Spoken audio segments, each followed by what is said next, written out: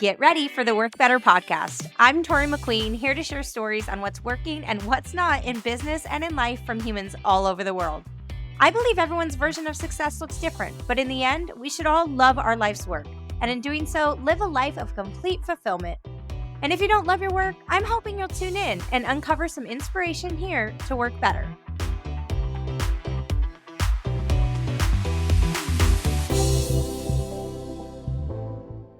Hi, RuthAnn. Thanks for coming on today. Hi, thank you so much for having me, Tori. I'm delighted to be here. Yes. Okay, so I love that you're all about branding, but more importantly, I'm really loving the fact that you're all about rebranding because you probably know that I'm a mom of 5 and you're a mother also of 2, right? Yes. Okay, so I really would love to hear your journey on rebranding, but specifically, how did you get here? And what exactly do you do for everyone just so they can hear? Yeah, totally. So I started my business journey back in 2016, and I was working at a day job at the time. And I just got really bored at my day job, honestly. And it was just one of those things where I was looking for that creative outlet. And I was getting all these side jobs. I was a painting party instructor. I was a photographer at a wedding photography studio. And I was just looking for that creative outlet. I was also online and reading blogs and stuff. And I was like, I think I can do this. And I followed this girl who was a brand designer and she like built websites and did branding just like I wanted to do. I was like, can I make my own job? I didn't even know that that was like an option for me. But the more I was like immersed in this, like becoming in the online space, I was like, I think I can do this. So I started back in 2016. It was a side hustle for about 3 years. And then I went full time in 2019, had my son in 2020, had my daughter this year. So it's just been a joy having my business, figuring it out as I go, having my family there. And just really my business kind of like moves with the seasons of my life. And I love that I have that control and freedom. Yes. And who do you mostly work with now? Who are your I clients? Yeah, I work with coaches and service-based business owners and women who are more established. They've been in the online space for a while. And the women I work with typically like DIY'd their website in the beginning. They got their nephew to design their site or something. And they just get to the point where they're in Canva a lot. And they're like, okay, I need some direction and I'm ready to like go to the next level, meaning I'm wanting to come out with a new program. I'm ready to start a podcast. They're just really growing their business and they need a brand that really represents who they are. And they want a website that they're really proud of. They don't want something that they're like, oh, you can go to my site, but I rather actually go to my Instagram. I want people to immediately say, yes, go to my site. That's where you can find out all about me. And so, yeah, that's who I work with. And I love helping women just really look elevated and professional online.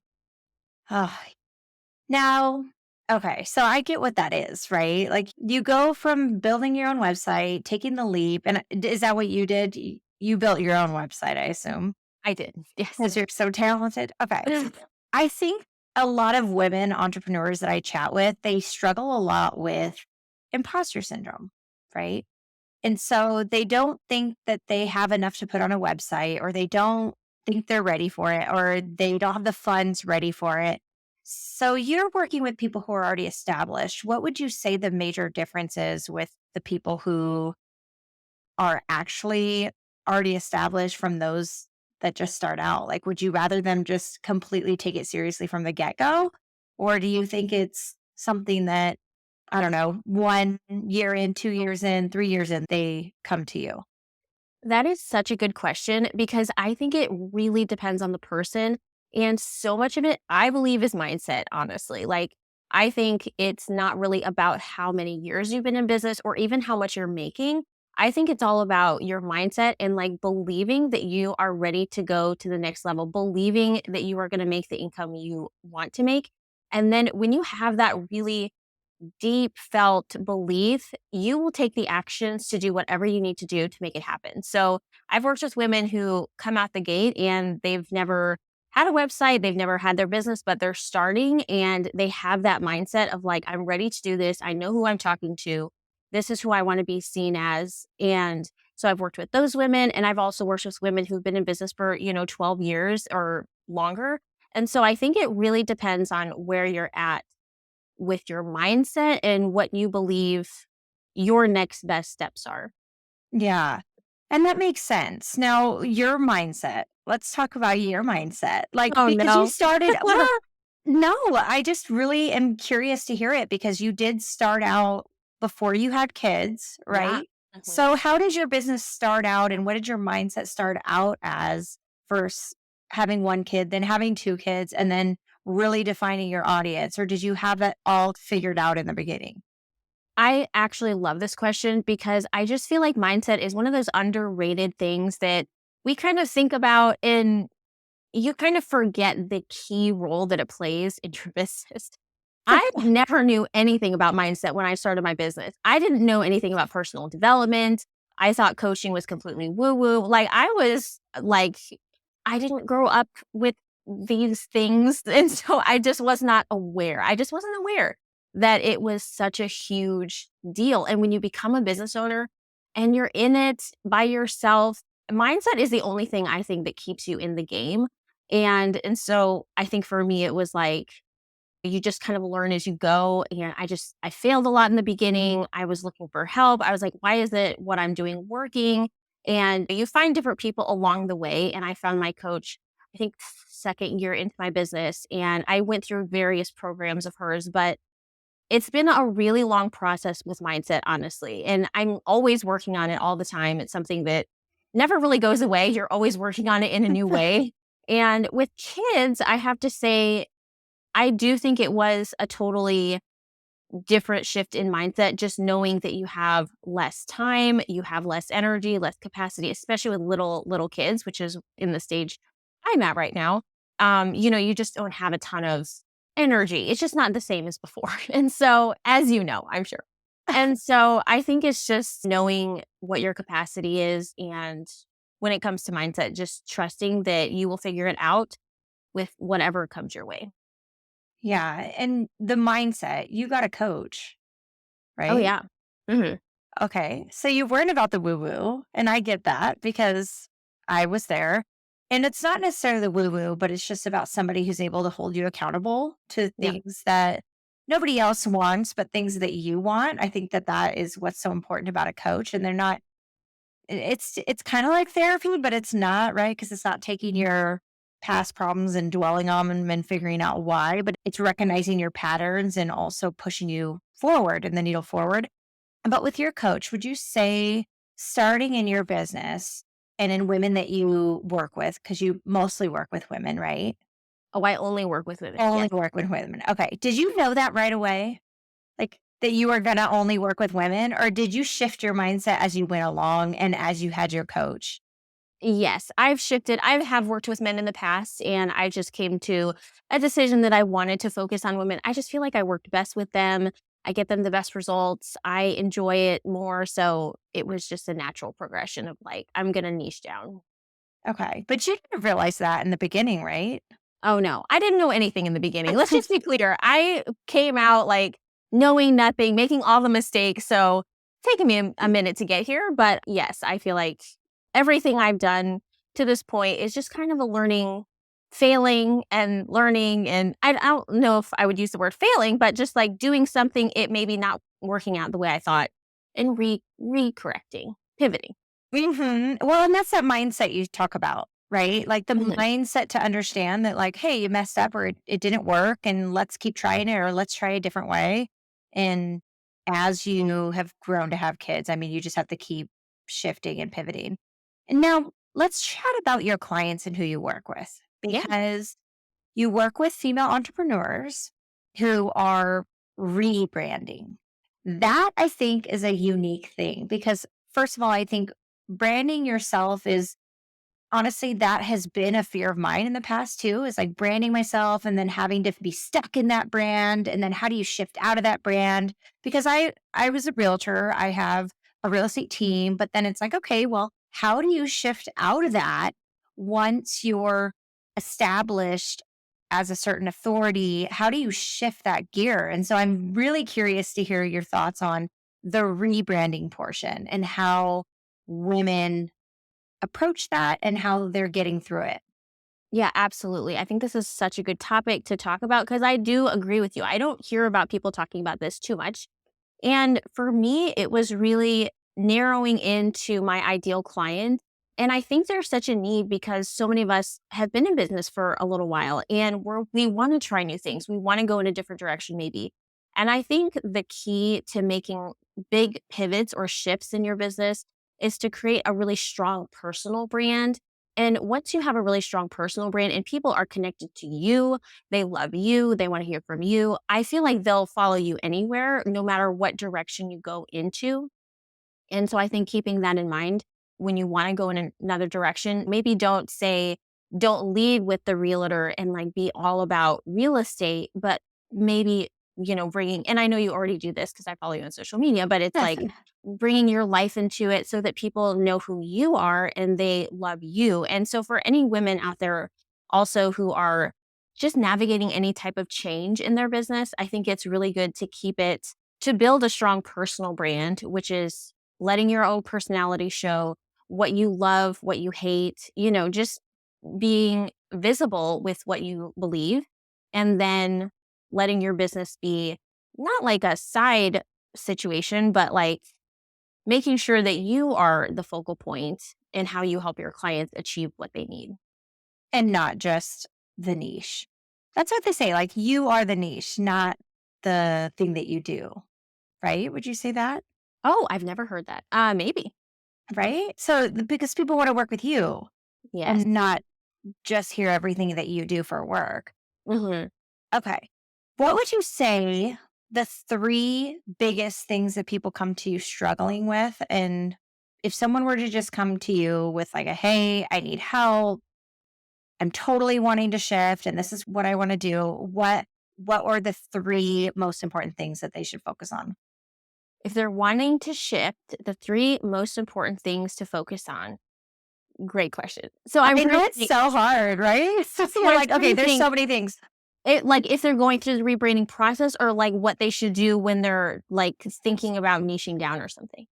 Let's say the rebranding, because you know what? Sometimes people think like, oh, I'm just going to pop out a new logo and I'm just going to do this. Or Oh, some yes. people are just going to, I'm just going to change my bio or, there's components to it and it's complex. And I mean, I know you're the expert in this, but just curious, what are your first go to like recommendations, things that they need to either ask themselves or start in when they're trying to decide to rebrand? What point do you Totally. determine when it's Yeah. time to rebrand? Totally. I would say if they're not getting those ideal clients that they want, if they're not reaching the right people, if people are reaching out to them and they're like, I don't know how these people are finding me, but this is really not what I'm like about. Yes. That is a good indicator that maybe your brand isn't like attracting those ideal clients. And so really getting focused on who is your ideal client, really getting granular about what they need and how you are, the solution to that need. So I would say for one, the first thing is if you're not getting those ideal clients, if they're not being attracted to your brand, number one. Number two, if you feel like your brand is like all over the place, if it's like piecemealed, you've been putting stuff together as best you can, but if it really just feels kind of hodgepodge and you're not proud of it, I think that's a huge red flag of like, okay, maybe you should do something to make this more cohesive, to make it more professional. And I think a third thing is if someone is feeling like if someone is wanting to put all of their time and energy into social media, I think that's a huge red flag, honestly. I think you should spend a lot of time on your website and building a email list. While I'm on social media and believe in the power of social media, I think building an email list and having a website where you can get people in your world without social media is very, very important, especially because people are like losing their Instagram accounts left and right. And a really good friend of mine actually just lost hers and she like restarted. And it's like, oh my gosh, like we spend so much time I know. on our accounts. And then if it goes dark, what happens? Like, what are you left with? So I think it's so important to focus your energy and time into something that's yours, like a website and your email list, I think is incredibly important. Yeah, those are all great things. And I think people can see themselves like, oh, that's me, or oh, but I feel like a lot of people don't really see the problem, right? I feel like someone else has to kind of point that out to people, or they have to be super self aware to know that, like, wait a second, something's not working, but they don't often think it's their brand. They think, oh, I'm doing exactly everything perfect, right? Or they don't even know how to create their brand and stay cohesive and do any of that. So that I'm assuming that's where you come in to come help them get clear. Yes, and I think part of it too is sometimes we just don't ask questions about our online presence. People don't really ask about that. Like when you're in a coaching call, you're talking about strategy, you're talking about mindset. And so you just don't really have, and maybe in networking groups, maybe you talk about your brand, but I just feel like we don't have a place to be asked about how is it going. And that's what, I do for people in discovery calls and stuff. It's like, how do you feel about your website? It's like, well, I actually hate my website, so I never send people there, and I'm so embarrassed. And so it's like, oh, wow. Like, how long have you felt this way? Oh, I felt this way for a few years. It's like, oh, wait, what? So sometimes we just don't have someone asking the questions like, how do you feel about your website? Are you excited to send people to your website? What are you hoping? Like, what are some of your goals with your website? Do you want people to book a discovery call? Do you want people to join your mailing list? Are you hoping to get new podcast followers? So, like, I think knowing your goals for your website is also important because sometimes a website can feel all encompassing and just like a huge thing. And so when you get specific, like these are my goals, and then you can really execute. And I think a lot goes into a website, obviously, but knowing what your goals are is pretty helpful. Yeah. Well, and it's easy to get lost in the online space too. So I think before, I mean, we kind of went through this phase of like be storytell and like be more extravagant and have more complex websites. And then social media came and then it was like, ooh, now link in bio is what's important. You don't need a website, or they think they don't need a website. And then it's all about these sales pages and funnels. And then it's Mhm. back to like simplifying again. So I think we're going back to where websites are the cover of your story, but they don't need to have as much as they used to need to have. But maybe I'm wrong in that. I do think websites have changed for sure. And there's definitely different trends now. I think some like a huge trend is like you really want it to be skimmable, like big headlines, and then people have the option to read more. And so people, they don't really want to read a whole bunch of copy. So whenever you go to a site and you see tons and tons of copy, that's normally like an older site.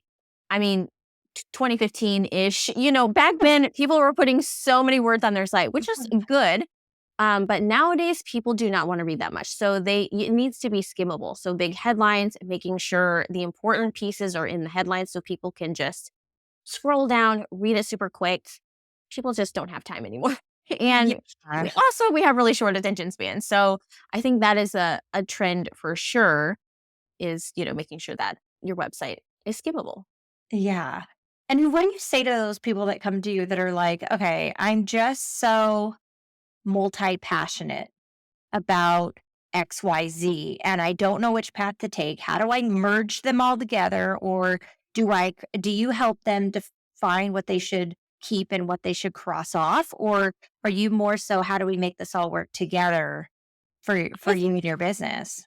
I Because now you think can do so much of everything. Yeah. I think there's a way to have it all together, but to make sure the customer journey is simple and easy to navigate so people can find what they're looking for. So I think you can have it all together. It doesn't mean like everything needs to be in the top navigation. Sometimes that means some pieces are in the footer, some pieces are like, if you click on this because you're interested, it'll take you to a hidden page that's not showcased anywhere. So I think there's definitely a way to incorporate multiple passions of yours.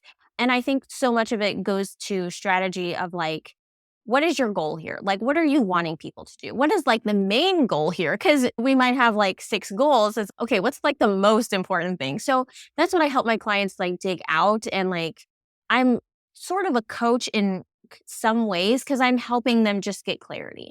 Yeah. And I for sure know what that's like and the struggle of that, because enjoying so many different things and having so many different children, your brain goes in all these different directions, and each season is a little bit different. So that is something that I think a lot of people wait a little bit too long for, is to find that clarity, because it's literally, I feel like, the hardest thing, but the most important thing, right? Is to figure out what you want. Like, what do you want?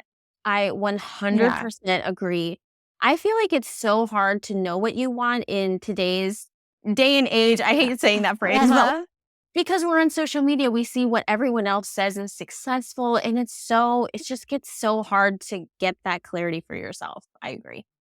Ugh. Do you work with a lot of people who deal with that? I mean, I know I deal with that. I feel like sometimes Don't we all? Yeah. sometimes knowing, okay, what is my version of success? I just had a call today with a coach, and it was just so funny because she was like, I was just saying, I just want to be doing all these things. And she was like, RuthAnn, maybe now is like not the right time to do all of these things. Like, let's just pare down. So she was just helping me refocus because I just think it's easy for us to So see easy. what's going out, like what everyone's doing. Oh, what can I be doing? This is a quick fix, so to speak. So I mean, we all it happens to all of us. It really does. And maybe I'm wrong, but I do feel like this is a female thing. I don't know if I'm sure a lot of males deal with this too, but many of the females, like, once they get that mindset that, hey, I can do anything. So then it's like, I can do anything and everything. And like, which one do I want to do? And there's this, and then there's that. And then just a lot more. I don't, the only other way I know how to describe it is just craziness. Like, I just feel like our brains go there. And so the focus kind of goes out the window, right? Because it's like, wait, I could really do all of these things. Now, how do we pick one and then stay consistent with that one? I think I that's think hard. that's because especially as mothers, I feel like our capacity is we have so much capacity.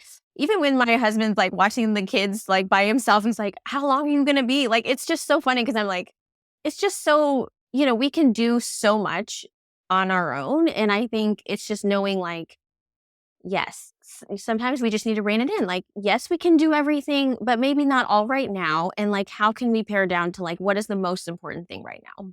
Yeah. Okay. So now let's go to website, right? And you mentioned getting them in email campaigns and things like that. Now, when someone decides to rebrand, would you say that doing a complete, like, how long does that take? Would you say that, like, people flip a switch their bio, switch their website and do it that way? Or is there an entire thought process, strategy, and launch to actually relaunch your thing? Or is it more of a, hey, no one's really watching you anyways, just throw your stuff up and then just start doing? Like, Yeah. do you understand what I'm saying? That's a great I question. I do.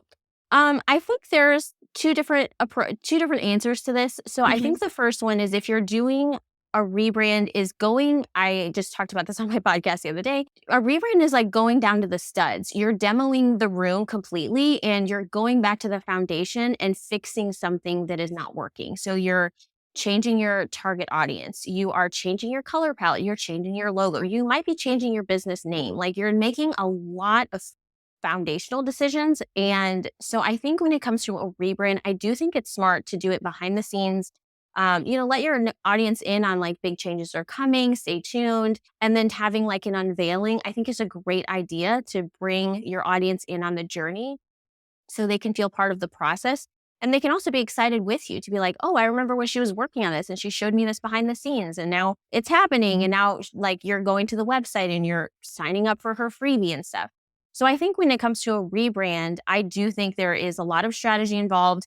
With my process that I walk my clients through, it is a very not intense in a bad way, intense in a good way. But we do brand strategy, we do brand identity, we do a custom website, and we do launch and support. So it is a very full process and it can go to about 12 weeks, depending on the project.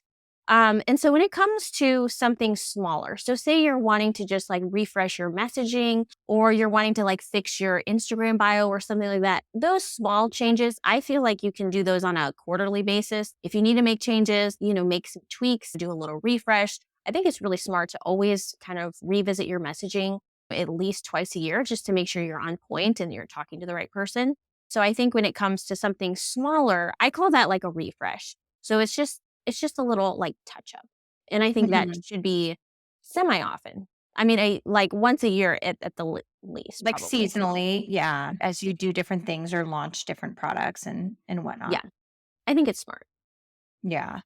How do you think in this day and age, like you say, especially with like AI and all of that and people using AI photos and AI editing and all of the things, like how do you think that's going to affect like how people are able to stand out in their brands? Using AI, how can we stand out with our brands? I think that is such a relevant question because we are using it for everything and everyone's using it and everyone's talking about how to use it. I think the important thing to remember is if you're using AI is to make sure you're reviewing the content and adding in your personal flair and your like phrases you would say and things that set you apart because I just feel like sometimes we can read things and be like this sounds a little robotic or something. Yeah. Oh, this was spit out by an AI or something. So I think it's just making sure that you're reviewing the content and really adding in your personality. And I have to say, like, the thing that's going to help you and your business stand out as a personal brand is you. And so I think being, you know, yourself and being open about who you are. And we talked about this before, but like making sure you're sharing who you are as a person and not being afraid to show up on video or to be featured on a podcast or something because people will connect with you. And I think that is key, especially as we have AI and other technologies to help us, which is good. But I think it's always good to let your own personality shine. Yeah. No, I think that's important. And I do think that with all the AI, I think it's even more critical that you are more authentic, right? Because Yeah. that's the only way you're going to be able to separate yourself. Hmm. Um, and people are going to be able to see what's real and what's not real, I think. I Oh, think people are. totally. I feel like people can smell it a mile away. They can tell. They can tell. Yeah. Yeah. And would you say the same for all the sales pages and all that? It's like when I see something, I'm like, being sold, being sold, being sold. I feel, and maybe it's the space that we're in of I see it a lot because I'm there. But I'm curious, as you're working with these entrepreneurial women, is there something new that you would recommend for them to separate themselves from anyone else? Because there's a lot of coaches out there, there's a lot of services out there. Aside from just being themselves, is there something unique that you would say they should focus on? I would say a couple things. The first one is to embrace a form of marketing that you really love. And that might sound a little boring, but I think, as we're showing up and representing our businesses, we want to be where we really enjoy being. And I think if you're doing something and you really hate it, I think it comes across. And so if you're just like writing emails because you feel like you need to write them, like I just say, do what you really love doing when it comes to marketing. And people might say, oh, do this and do that. But if you feel like, yes, I can't wait to do this, this is for me, and I could do it every single Yeah. day, you want to do something like that. And I would say, don't really waste a whole bunch of time doing something that you hate doing because I do not think that is productive at all. Oh, me That neither. is that is the first one. I think the second one, you can really stand out with your visual brand, and which is what I do. So giving people that visual that really helps them stand apart, so people can go to their website and be like, "Wow, I've never seen that before." Like she has such an interesting look. Like I totally feel at peace, like seeing her site or whatever the case may be. So I think having a brand that sets you apart is another way you could do that. Yes. Okay. Oh, that's such good stuff. And I just think there's so much opportunity online for women to create the space that they want. Here's another tricky question. Okay. So, in a world of like TikTok, are you on TikTok much? No. Okay. Okay. Okay. Well, TikTok, okay, let's say even Instagram algorithms, all of that. You can see what is being engaged with the most. So, this is kind of a tricky thing with rebranding, right? So, do what you want to do. But if the stuff that's being engaged with the most is other things that kind of pull you in a different direction, right? Do you think that that is a signal to people that they should follow that and then target who they're talking to? Or do you think that's a sign where it's like, hey, no, stay true to yourself? Like you might not grow as fast because you're not giving people necessarily what they want to hear. Stay true, or give people what they want to hear and continue to feed off that. That is like a huge branding battle that I have questions about. And I feel like this is such an interesting and necessary topic to talk about.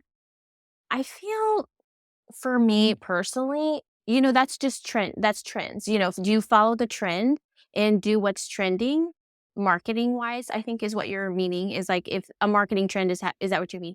Like if people are doing a marketing trend, I'm should you saying, jump on the say bandwagon? let's say I throw up, 30 videos, and out of all 30 videos, I kind of sample in my niche what I'm posting. And then you can go on the backside and look at that data and analyze the data, right? Mhm. But with that analyzed data, you could say, hey, is this hitting my target market? And so there's that where you already said like a red flag. You can go ahead and rebrand and adjust your marketing to hit that target. Or you sometimes identify new targets, right? That may be completely different. So, like if you're identifying a new target that, let's say, every third video is about something and people like it, but it's not necessarily what you want to offer or don't offer, but that's where your following is getting. Would you say that is a sign to pivot and try to feed off that because people are wanting it? So you give people what they want? Or do you say, stop your messaging right there because it's not what you want to do and refocus elsewhere and try to hope that other people like your other stuff more? Does that make sense? I don't know if Yes. I'm making sense, No, but that how you just described it makes a lot of sense to me. I think I would say, I think it's smart to look at the data, see what's working, and do more of what's working just from an analytical standpoint. You want to do more of what's working typically. But I think if it's not aligned to like, you're like, wow, I really don't want to be talking about this all the time. I do think that is something you need to pay attention to and listen to yourself because I just feel like your gut knows best. And if your gut's telling you, like, I really don't want to do this, I don't think you should venture into that territory just because I don't think you're going to be happy with it. And this is just my own personal opinion, but I think you really want to trust yourself and recognize if you're really enjoying something, keep doing that thing. And if it's not getting as much traction, I think you just need to keep going. And I think so many of us, it's just easy to get discouraged or lose steam and stuff and not continue on with something we know is going to really help people and stuff. So I think Mhm. sometimes we just need to get our head in the long game and just stick with it if it's something you really are enjoying and if it's helping you in your business. Maybe it's not getting the results you want right now, but maybe it will. So Yeah. it is tricky though, for sure. And I think that's something you just need to try to check in with yourself and see like, how am I feeling about this? Yeah. Yeah. What do you think? Oh gosh. I think, I would agree with you, like, that it's like, okay, just stick with your true, like, what you're proud of. I like that you said that. If you're proud of it, that's a good sign, right? But if you're not proud of it and you keep going down that path, even if you do get a big following, like, is that going to result in how you want it, right? Because you're going that direction. I mean, really, it's kind of like a, I hate saying this, but it does feel somewhat like a fear-based mindset, right? Because you're like, "Oh Hmm. gosh, if I go down this path and I don't really wanna go down that path," but then a lot of people don't wanna be on social media at all, right? And that's a fear-based mindset. So it's like, okay, do you just kick that to the curb and just do it anyways? It's one of those questions. It's kinda tricky. It And I know you really don't is. have all the answers, but it is fun to, like, to get your thoughts on some of that stuff because it is a branding thing. It is. And I know of people who I follow who have big audiences who have decided to quit Instagram and they haven't been on Instagram for like the one I'm thinking of, I think she hasn't been on for 4 years. And so she has her mailing list and her business is still like thriving as far as I know, on the outside, as far as I know. And she has a podcast. And so she's doing things that she loves doing. and she just doesn't want to deal with social, like Instagram in that way. I don't know if she is on other things, but I think seeing other people, other leaders in like the online space, seeing them make decisions like that, this is really affecting my mental health and I need to stop being on Instagram. And so catch me over on my email list. I send a newsletter twice a week. I feel like that is incredibly powerful. And Yeah. it's like, oh my gosh, I want to follow you because your courage is very attractive. And I love when people take a stand for what they believe. And I just feel Right. like we as people want to follow people who strongly believe in something. And I think the people who make those decisions, I think it really helps them stand apart in the online space and in general. Yeah, and it says a lot about their brand, right? So if that's the kind of brand that they wanna have, then it really does pull in their people who respect them for that. I think so. It absolutely. It definitely attracts the people who are like, wow, Instagram really burns me out too. Like I want to follow you and see what you're doing and how you're doing it. And I absolutely think that's true. It'll attract the right people for you and repel the other, the wrong people. Mhm. Okay. Now tell us about a little more. I'm gonna dig in a little more on your journey Yeah. before we wrap this up because I am curious. You have 2. How old are they? 3.5 and 8 months. 3.5 and 8 months. Are you home with them mostly full time, or do you have a nanny, or do they go to daycare, or how does that situation work, if you don't mind sharing? Yeah, I don't mind at all. I'm honestly so curious about this myself for other people. So I don't mind sharing. My son, Zia, is 3.5, and we started him in preschool this year. So in August, he started, which I had such a hard time with, but he's doing great and loving it. And so he goes to preschool 3 days a week. And those are my days to work and really like focus on client work, my podcast, and stuff like that. And then my daughter, my 8 month old, is home with me. And so I work during her nap times. And that's kind of the main time I work, which a lot of people have thoughts about that. But for me, it's kind of how I want to work. I love being with her when she's awake. And so we just spend the day together whenever she's awake and I work when she sleeps. Thank God she is such a good sleeper. Oh my Um, gosh, it's the best, isn't it? I have really good sleepers. They sleep like oh my 4-hour gosh. naps, so I get that. Yes, yes, it is pretty fantastic. She definitely doesn't take 4-hour naps, but she takes 2 hours, twice a day, and then she takes like a 1 hour. So sometimes if I need to get extra work in, I will. I mean, waking up early is so hard for me right now. So sometimes I'll stay up late and get some work done. Mhm. But for the most part, it is when my son's in preschool and during nap time. And he still takes a nap too. So on his days where he's home with us on Tuesdays and Thursdays, Yeah. they will both nap at the same time and then I'll be able to get like a little bit of work in. So, but those aren't the days I plan for with work.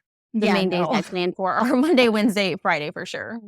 Yeah, and I love too now that I ask you that stuff. Sorry, I have 2 thoughts. I ask you that stuff because it is nice for women. I have a lot of women, female entrepreneur followers, and I like them to know that everybody does it a little bit differently, and you can build a business that revolves around whatever life you wanna have. Like, I'm very much the same way. Right now, my husband's home a lot, so he helps a lot, but I built my business basically during nap times and when they're now some of them are in school. So you do get a lot done. And I think it makes us more efficient to be able to get stuff done. And our time is valuable. So we don't have time to do the things that don't make sense. Right. So it gets everything right down to business. So thanks for sharing that. I just like everyone to know that everyone does it differently. And I want everyone to feel like no matter how they want to do it, like they can. And you could work 4 hours a week, you could work 20 hours a week. I know people who work less than that and they make over 7 figures. Like I see all kinds of different opportunities. So it is fun to hear the different stories. Awesome. Okay. Well, I don't want to keep you forever, but what would you say your biggest goal is for your business this year? And what is the biggest takeaway you would want to give a female entrepreneur that's like, hey, I don't know what to do or where to start or any of that. When it comes to her brand, Mhm. if she doesn't know where to start, I'm assuming she already has like something, like she's maybe DIY'd her website or something. If she doesn't know where to start, I think a great place to start is just asking yourself, like, how are you feeling about your online presence? Is it getting you results? Are you getting people to inquire with you what kind of people are inquiring with you? Is your mailing list growing? So it's going back to those, like, what is your goal here? Like, what are you wanting to have happen? And if it's not happening, like maybe, talking to someone like myself or another designer or even like a copywriter or, someone who can help you really dial things in. So it's like at the level that you're so proud of, you can't wait to send people to your site. So that's kind of what I hope for people is that they're so ecstatic about what they have that they just can't help but share about it. So that's what I would say is like just start the conversation with someone. And I feel like everyone has like a free discovery call. And I just feel like you get a lot of value even from a free discovery call because you get clarity and you get that outside perspective. Great. So how can these people find you? Yeah, absolutely. So my website is rartspace.com. I don't know if I mentioned that, but my business is called R Art Space. And they can find me there. And I would love to offer something to your audience as well, which is a free brand and website assessment. And so this is me looking at your site, giving you my feedback on what could improve copy and design wise. And it's just a Loom video you can watch and rewatch on your own time. And it's really helpful just to give you that outside perspective. So I would love to give your audience 3 of those. And they can just DM me the word assessment and the first 3 people can get them. DM you on Instagram? Yes. And I'm at r_art space. R_art space. Everyone should go follow.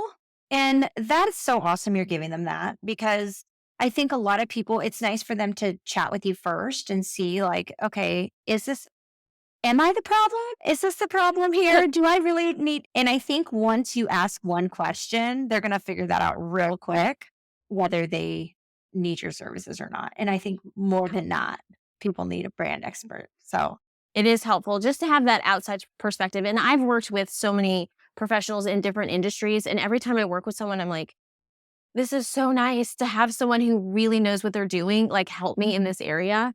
And yeah, anytime you can get that outside perspective is so helpful. perfect. Thanks for sharing. And you take one-on-one clients mostly, right? Or do you do group coaching or? Yes, I only do one-on-one and I have the master rebrand, which is the full kitchen sink when it comes to rebranding your business. So it's the brand identity, custom website, brand strategy, launch and support. So that's my signature service. And then I also do branding separately and the website separately. So I have 3 like core offers. Awesome. Well, thanks so much for coming on today. It was so good to get to meet you. And I'm sure that we're going to run into each other a lot as we go on this journey. Great. Any other questions that you have? Are you good to go? Sounds good to me. Thank you so much for having me. This was such a great conversation, just really talking about different things that I haven't heard somewhere else. So I'm really glad we were able to talk about this. Oh, well, thanks for joining us. And everyone better go follow her. Well, my friends, thanks for tuning in to another episode of the Work Better podcast. I hope you've wrapped up your golden nugget and take it with you on your journey to finish out the week. Don't forget to follow, subscribe, leave a review, or reach out to me personally if you have any special requests for guests or questions you'd like me to share on the show. In the meantime, I'll be over here rooting for you. Until next time.